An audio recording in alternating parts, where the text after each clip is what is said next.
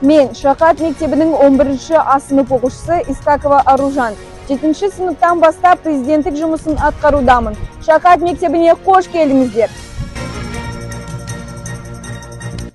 Еліміздің мүддесін ойлайтын, өнерге құштар, еңбекқор да салауатты тұлғаны өзін-өзі басқару арқылы қалыптастыру. Ендеше мектебіміздің парламент мүшелерімен таныстырайын.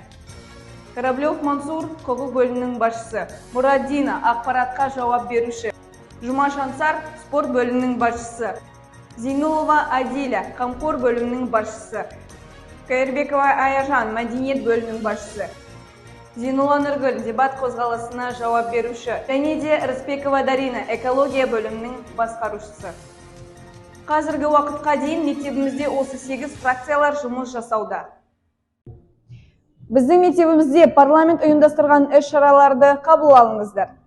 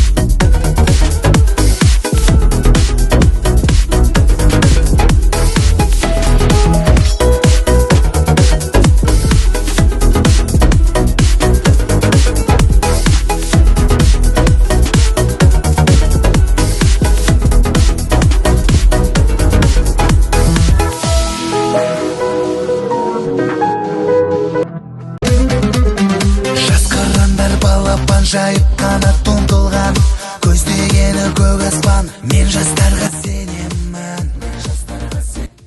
Мен жамбасам лапылдап, сен жамбасан лапылдап. Біз жамбасақ лапылдап, аспан қалай ашылмақ. Арыс таңдай айбатты, жолбарыстай қайратты, қырандай күшті қанатты. Мен жастарға сенемін. Арыс таңдай айбатты, жолбарыстай қайратты, қырандай күшті қанатты. Мен жастарға сенемін. Мен жастарға сенемін. Көздерінде от ойнар, сөздерінде жалын бар. Жаннан қымбат оларға ар. Мен жастарға сенемін. Мен жастарға сенемін.